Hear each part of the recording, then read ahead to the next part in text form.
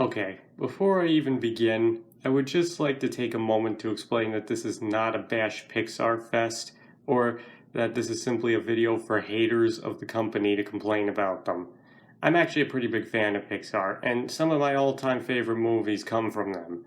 I'm not even trying to deny that Pixar is top game or is great at what they do. I just think their reputation has made them immune to scrutiny, and I think that in and of itself is a big problem. So think of this video as simply constructive criticism, as I am in no way trying to hate on them or anything like that. I actually hate it when people do that.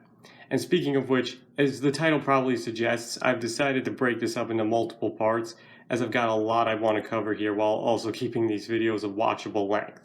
So that being said, let's get right into it. Now, it's no secret that Disney has always had adults in mind when making their movies. Snow White's run through the forest, Lampwick's transformation into a donkey, Bambi's mother, and 100 other things.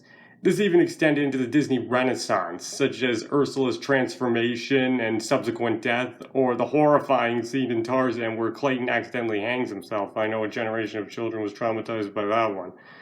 As Walt Disney himself explained on many occasions, he never made his movies strictly for children. He wanted anybody and everybody to enjoy his movies. Unfortunately, the strict censorship of the era he made his movies in, as well as always making his movies more or less wholesome entertainment, caused his movies to be seen in hindsight as nothing but regular old kids' movies, and the company's had that family-friendly reputation ever since. Now, why do I bring this up? Because I believe there's a major difference between how Disney made their movies up until the late 90s and how Pixar makes their movies today that isn't often addressed. Disney movies were family movies with a couple of more adult moments thrown into them, such as the ones I mentioned earlier. Pixar, however, are much more mature. To put it bluntly, I don't think they make their movies with kids in mind. They're not kids' movies. You know how people would often sarcastically say that kids drag their parents to the theater to see a kiddie movie, and how such movies would often throw in a couple of moments to keep the adults from falling asleep? Well, I feel that Pixar does the exact opposite. Pixar makes its movies for the adults being dragged to the theater and then adds in a couple of moments to keep the kids entertained. And look, before you run to the comments to start yelling at me, please hear me out. I even believe that their earliest movies, particularly the first two Toy Story movies and Monsters, Inc., walked that very fine line as movies that could appeal to pretty much any age group no matter what. But come Finding Nemo, and that's where I believe the problem starts to come in. I think it's from there that they start clearly putting it more in gear towards adults. Now, The Incredibles was not made for kids, and honestly feels more like a prototype MCU movie. I even once saw this review, and it said, there isn't a father in the world who doesn't relate to this movie. And you see what I'm saying? Why would a father relate to a kid's movie better than the kids who are supposedly supposed to be watching it? Now, the creators of Ratatouille flat out admitted that they made the movie for adults, and with Soul, it was so obvious that people have even said that children under 8 shouldn't watch it purely for its themes. If you ask me, Pixar wasn't fooling anybody with that one, though to be fair, I don't think they were really trying to. And even Luca, which was noted by critics to be more geared towards kids, still didn't get it quite right, though I do definitely think it was a step in the right direction. And look, this is not a criticism of any of those movies. I liked most of them, because if Pixar wants to make movies for adults, I'm absolutely fine with that. I'd be the first person to tell them to do it. What bothers me about the whole thing is that they market their movies for kids, and then the actual movie is more for adults. And I believe that comes down to two major reasons. First of which being that there's more to be gained from marketing to children. They're the ones that are going to buy the merchandise, and might even be more likely to want to see the movie in the first place. And the thing is, you can't have it both ways like that. You should find your target audience and commit to them. And if your audience happens to be both kids and adults, then that's great. But if not, then don't pretend it is because you believe there's more to be gained that way. Now, the second reason, I believe, is because there are many adults out there that absolutely refuse to watch anything that's animated because they automatically think it's childish and the lowest form of entertainment you can possibly ever get. And I honestly think that's a real shame. And ironically rather childish, because a lot of time and effort goes into the making of an animated movie. No matter the style, no matter the animation technique. Frankly, it's almost criminal that they aren't more appreciated on that aspect alone. Most people do not understand how hard it is to make those movies. Now, obviously, the second point is not Pixar's fault. That problem's been around ever since Walt Disney was making movies. But I feel like if Pixar wants to make movies for adults, then they should just own up to it and try selling it for what it is. You're never going to convince people to change their minds unless you spell it out in big letters for them that you're making the movie for them. And I'm not saying you have to make a movie like Sausage Party, but I think they should still give their true target audience a chance and prove to them that animation can be for adults too. But my main point with all of this is, unlike earlier Disney movies, I feel that Pixar's approach is just way too mature for children to understand.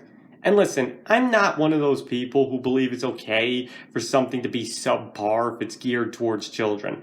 I don't believe that at all. Children deserve quality entertainment, and if you ask me, don't get enough of it. But at the same time, it has to be entertainment they can understand. Because no matter how smart children actually are, there are just certain things in this world they are never going to understand until they reach a certain age. And I believe that Pixar tends to cover those very topics. Let me put it to you this way. Pixar resonates with adults. They relate to its characters, its themes, its messages. It's even been known to give people existential crises. And that is definitely a good thing. Don't get me wrong. I'm not trying to say that that's a bad thing. But what will the kids remember? All they'll remember is a couple of funny or sad moments, but otherwise it all goes right over their heads. Basically, it's not how you talk to children, it's how you talk to adults. They don't pick up on the subtle undertones. If you want to send a message to them, you have to be more obvious about it. Heck, some of the stuff in recent Disney and Pixar movies have gone over my head, and even though I'm definitely not the sharpest knife in the place where they keep the knives, if it can go over the head of a fully grown adult, how is a little kid ever supposed to understand it? Now, let me give you an example of that. One thing Pixar loves to do is have a character make the wrong choice and then have to deal with the consequences of that decision. And I'm not going to deny that we all make mistakes or that we're going to make the wrong decision at some point in our lives, but I feel that the way Pixar does it presents two problems. The first is that it's usually done very realistically, the way you'd see in an ordinary movie. And I think that ties right into the second problem, which is that it can be often too subtle for children to pick up on. Like, they're left wondering, if he's the good guy, how come he's doing this bad thing?